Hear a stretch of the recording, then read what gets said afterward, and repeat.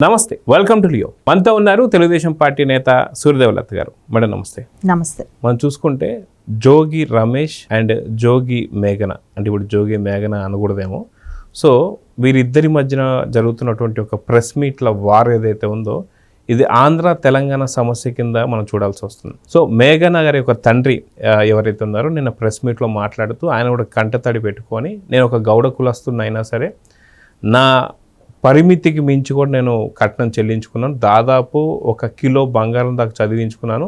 ఇవే కాకుండా రాజీవ్ అసమర్థుడు అని చెప్పి తేలిన తర్వాత కూడా లేదు, తనకి ఇన్నోవా కార్ ఇస్తేనో లేదంటే వజ్రాల నెక్లెస్ పెట్టుకొని వస్తేనో తనకు మూడు వస్తుంది అని చెప్పి మాట్లాడడం నిజంగా శకుంతల గారు ఎవరైతే ఉన్నారో రాజీవ్ గారి మదర్ చాలా దారుణాతి దారుణం. సో ఇప్పుడు ఆయన ఏమంటున్నాడంటే ఒక తెలంగాణ బిడ్డని ద్రోహం చేశారు, నా ప్రాంతాలు మారి వచ్చిన తర్వాత నేను నమ్మి పెళ్లి చేశాను, కానీ ఇప్పుడు నన్ను ఇంత మోసం చేసినటువంటి వారిని వదిలిపెట్టను, ఖచ్చితంగా నేను నాకు సమస్య తీరేంత వరకు పోరాడతాను, ఖచ్చితంగా లేదు అంటే మటుకు నేను జోగి రమేష్ ఇంటి ముందు టెంట్ వేసుకొని కూర్చుంటానని చెప్పేసి అంటున్నాను. వాస్తవానికి ఒక ఆడపిల్ల జీవితం గురించి చాలామంది తెలంగాణ మేధావులు అనే వాళ్ళు కూడా ఎవరు నోరిప్పడం లేదు. ఎందుకని? వైసీపీ అని చెప్పా. గతంలో కూడా మనం చూస్తే బొల్ల బ్రహ్మనాయుడు గండిపేట చెరువు దగ్గర ఆస్తులు కబ్జా చేసినా సరే 1500 కోట్లు కొట్టాలని చెప్పి చూసినా సరే ఆయన గురించి ఎవరు మాట్లాడలే. ఎందుకని ఇప్పుడు మరి తెలంగాణ మేధావులు కావచ్చు, ప్రొఫెసర్లు కావచ్చు, లేదంటే పార్టీ కొత్తగా పెట్టిన పార్టీ వాళ్ళు కావచ్చు, మరి తెలంగాణ ఆడబిడ్డకి ఇప్పుడు ద్రోహం జరుగుతుందిగా, ఇప్పుడు ఎందుకని మాట్లాడడం లేదంటే ఏం చెప్తారు? జనరల్గా అయితే మనం ఎవరైనా సరే ఒక ఆడపిల్ల అనగానే ఒక కోపం, ఇంత రకంగా అన్యాయం జరిగింది అనేది అందరూ స్పందిస్తారు. ముందు ఫస్ట్ మన పార్టీలకు అతీతంగానే స్పందిస్తారు. అలాంటిది ఇప్పుడు ఇంత జరిగినప్పుడు ఆ అమ్మాయికి మనం సపోర్ట్ చేయాలి. సో రాష్ట్రాలకు అతీతంగా సపోర్ట్ చేయాలి. ఆంధ్రప్రదేశ్ వాళ్ళైనా సపోర్ట్ చేయాలి, ఇక్కడ తెలంగాణ వాళ్ళైనా సపోర్ట్ చేయాలి. ఎందుకంటే అక్కడ జరిగింది లిటరల్గా అంత విజువల్స్ మనకు వీడియోలు కనపడుతున్నాయి. ఆ అమ్మాయికి ద్రోహం జరిగింది, సరే ఇంకా ఆ అమ్మాయి మీద ప్రయత్నం జరిగింది, ఇవన్నీ కూడా చెప్తున్నారు కదా. సో అవన్నీ జరిగే అంటానికి కొన్ని ప్రూఫ్స్ కూడా ఉన్నాయి. సో వాళ్ళ ఇంట్లో పెట్రోల్ బాంబ్ పేలటం కానివ్వండి, అది కూటమి ప్రభుత్వం మీద నెట్టాలనే ప్రయత్నం కానివ్వండి, ఆ టైంలో వాళ్ళ ఇంట్లో ఎవరూ లేకుండా ఉండటం కూడా. ఆ అమ్మాయి ఒకటే ఎవరైతే మేఘన ఉందో ఆ మేఘన తప్ప ఇంకా ఇంట్లో ఎవరూ లేదు. ఆ అమ్మాయి గదిలో పెట్రోల్ బాంబ్ పేలాలనేది అలాంటి స్కెచ్ కూడా వేయటం అంటే దానికి అది ఎవిడెన్సే కదా. ఎందుకంటే ఇప్పుడు మనం ఇంకోటి చెప్పి గోవాలో కూడా అమ్మాయిని చంపాలని ప్రయత్నించారంట సముద్రంలో దోసేసి. అలాంటివి మనం చూపెట్టలేం, చెప్పలేము ఎవిడెన్స్ కూడా. సరే అమ్మాయి చెప్తుంది, ఎందుకంటే ఇంత చేసిన వాళ్ళు అది కూడా చేసే ఉంటారు.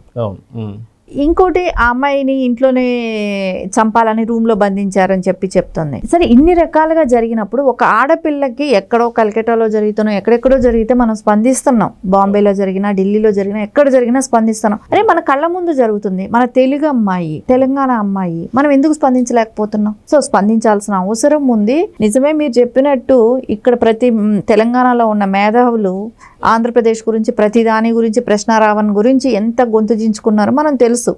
అతను తప్పు చేసినా కూడా అతనికి వెనకేసుకొని వచ్చారు. కానీ ఇక్కడ ఏ పాప చేయని అమ్మాయి, సరే అమ్మాయికి సంబంధం లేదు, ఏదో ఎవరైనా సరే తల్లిదండ్రులు చూపెట్టిన అబ్బాయిని పెళ్లి చేసుకుంది. ఆ అమ్మాయి వాంటెడ్లీ లవ్ మ్యారేజ్ చేసుకున్నది కూడా కాదు కదా, పెద్దలు కుదిర్చిన పెళ్లి, తల్లిదండ్రులు చూపెట్టిన పెళ్లి చేసుకుంది. సో అంత చేసుకుంటే ఆ అమ్మాయిని లిటరల్గా అక్కడ రాజకీయం అండవ చూసుకొని, సో సజ్జల గారితో సిట్టింగ్ అయింది, అక్కడ ఉన్న నాయకులతో, వైసీపీ నాయకులతో సిట్టింగ్లు అయినాయి. కానీ అమ్మాయికి చేయాల్సిన న్యాయం వాళ్ళు చేయకుండా, సో ప్రెస్ మీట్ల మీద ప్రెస్ మీట్లు పెట్టడం, ఇంకా అమ్మాయిది తప్పు అనటం, ఇవన్నీ. అది కూడా కాకుండా దీనికి ఇంకోటి ఏంటంటే లాజిక్ మనకు అసలు ఇంకా ఆశ్చర్యకరం, ఆయన కుటుంబంలో జోగి రమేష్ కుటుంబంలో ఏం జరిగినా అది కూడా కూటమి ప్రభుత్వానికి అంటగట్టడం. ఇవన్నీ చూస్తుంటే ఇప్పుడు ఆ అమ్మాయికి న్యాయం జరగాల్సిన అవసరం ఉందా? ఇది పార్టీలకి ప్రకారం తీసుకెళ్తున్నారా? అంటే అతను ఒక పార్టీలో ఉన్నాడు కాబట్టి ఆ పార్టీకి సంబంధించిన వాళ్ళందరూ కూడా అంటే సపోర్టర్సేగా. తెలంగాణలో మీరు చూడండి, మేధావులని చెప్పుకున్న వాళ్ళు గతంలో బొల్ల బ్రహ్మనాయుడు గురించి అంత ల్యాండ్ కబ్జా చేసినా కూడా ఆ రోజు కూడా ఎవరు మాట్లాడలా. ల్యాండ్లు 100 కోట్ల ల్యాండ్లు కబ్జాలు జరిగితే కూడా మాట్లాడరు. వైసీపీ వాళ్ళు చేస్తే ఏం మాట్లాడరు. అంటే వీళ్ళకి మిగతావి ఏంటంటే వీళ్ళకి ఓట్లు కావాలి కదా. సో అప్పుడు వచ్చినప్పుడు మటుకు తెలంగాణ, ఆంధ్రప్రదేశ్ అని అప్పుడు స్టార్ట్ అవుతుంది. సో కవిత గారు స్పందించవచ్చుగా, అమ్మాయికి అన్యాయం జరుగుతుంది, సో లిటరల్గా విజువల్స్ కనపడుతున్నాయి. ఎప్పుడూ కూడా ఒక్కొక్కసారి అనిపిస్తుంది, చాలామంది పెళ్ళిళ్ళు చేసుకున్నారు. ఆంధ్రప్రదేశ్, తెలంగాణలో 2 చోట్ల పెళ్ళిళ్ళు చేసుకుంటున్నారు. అది అక్కడ సవ్యంగా కాపురాలు చేసుకున్నంతసేపు ఎవరికి కూడా ఏం పట్టించుకోరు. సరే ఒకవేళ నచ్చకపోతే డైవర్సులు తీసుకున్నా కూడా పెద్ద ప్రాబ్లం ఉండదు. కానీ ఇక్కడ ఏంటంటే ఆ అమ్మాయి కానీ మనం సపోర్ట్ చేయకపోతే ఆ అమ్మాయి చనిపోతుంది, ఆ స్థాయిలో ఉంది. సో రేపు పొద్దున అతను ఇంకా కూడా నిన్న ప్రెస్ మీట్ పెట్టి ఏం చెప్తున్నాడు, వాళ్ళిద్దరూ కలిసి కాపురం చేస్తే ఆయనకి సంతోషంగా ఉంటది అని అంటున్నాడు. కొడుకు రాజీవ్ ఇప్పటికీ కూడా వాళ్ళిద్దరిని కలపాలనే ప్రయత్నం నేను అనుకుంటున్నాను, చేయాలనుకుంటున్నాను, మీరందరూ కూడా అదే అనుకోవాలి, మీరు తప్పు చేస్తారని చెప్పి మాట్లాడుతారు. అంటే రాజీవ్తో కలవాలని ఎవరు కోరుకుంటారు? అంటే వాళ్ళ కూతురు అట్లాగే ఉంటుందా? అట్లాంటి వ్యక్తికి ఇచ్చి పెళ్లి చేశారా వాళ్ళ కూతురుని? ఏమైనా ఒకసారి ఆలోచించాలి కదా. అంటే వాళ్ళ కూతురుకి ఏమో మంచిగా ఇచ్చి పెళ్లి చేయాలి, ఇంకొక ఆడపిల్లనేమో గొంతు కోయాలా? ఇది ఎంతవరకు కరెక్ట్? నిజంగా ఈ రోజున ఆంధ్రప్రదేశ్ అయినా అవ్వచ్చు, తెలంగాణ అయినా అవ్వచ్చు అండి, ప్రతి ఒక్కళ్ళు కూడా అమ్మాయికి అండగా నిలబడాలి. మేఘనాకి అమ్మాయి యుద్ధం చేస్తుంది, ఆ అమ్మాయి రైట్స్ ఆ అమ్మాయి కాపాడుకోవాలి. ఈ రోజున ఆ విజువల్స్ బయట వచ్చాయి కాబట్టి ఆ అమ్మాయికి ఇంకో పెళ్ళి మంచిగా అవుతుంది, ప్రాబ్లం ఏమి ఉండదు. కానీ అది కానీ లేకుండా ఉంటే నిందంతా ఆ అమ్మాయి మీద వేసేవాళ్ళుగా, అమ్మాయి మీద వేసేవాళ్ళు, ఆ అమ్మాయి మంచిది కాదనేవాళ్ళు, అమ్మాయి క్యారెక్టర్ గురించి మాట్లాడేవాళ్ళు, అవన్నీ చేసి ఆ అమ్మాయికి ఇంకొక పెళ్లి కానివ్వకుండా అడ్డంగా పడేవాళ్ళు. ఈ కసితో పెళ్లి కానివ్వరు, అమ్మాయి ఫ్యూచర్ నాశనం చేసేవాళ్ళు. ఇంత ఎదుర్కొంటుంది కదా అమ్మాయికి, రాజకీయంగా అండలేదు అక్కడ. అండలేకపోయినా అతను జోగి రమేష్ అనే వ్యక్తి ఎలాంటి వ్యక్తి అనేది అందరికీ తెలుసు, ఎంత క్రిమినల్గా ఆలోచిస్తారనేది వాళ్ళు. అలాంటి వ్యక్తిని ఎదుర్కొంటున్నది కదా ఒక్కటే. అయితే ఇక్కడ కవిత గారు కూడా గతంలో ఒక మాట మాట్లాడారు, ఎవరైతే తెలంగాణ భూమి పుత్రులు ఎవరైతే ఉంటారో, ఆ తెలంగాణ బిడ్డలు ఎవరైతే ఉంటారో ఖచ్చితంగా ప్రతి ఒక్కరికి న్యాయం చేయాలని చెప్పి. సో వాళ్ళకు ఉద్యోగాలు రావడం ఇవన్నీ కూడా ఇంకొక ఎత్తు. కానీ ప్రాణాపాయ స్థితికి వచ్చినప్పుడు కూడా ఇప్పటికీ కవిత గారు రెస్పాండ్ అవ్వకపోవడం అంటే ఓన్లీ వైసీపీ అని చెప్పేసి ఆవిడ ఆగిపోతుందా? కొంతమంది తెలంగాణ మేధావులు కూడా వైసీపీ నుంచి కొంత పేటీఎం తీసుకుంటున్నారు కాబట్టి, వాళ్ళు డబ్బులు తీసుకుంటున్నారు కాబట్టి ఆ యొక్క ఇష్యూ గురించి మాట్లాడడం లేదా? సో మేఘన తండ్రి కూడా ఆయన అర్థిస్తున్నాడు, ఇది ఆంధ్రప్రదేశ్ తెలంగాణనే కాకుండా తెలుగు వారు ఎక్కడున్నా సరే మీరు స్పందించండి, దయచేసి మాకు అండగా నిల్చోండి అని చెప్పి అడుగుతున్నారు. సో అంత అర్థిస్తున్నప్పుడు ఈ యొక్క మాటలు కవిత గారికి వినిపించడం లేదా?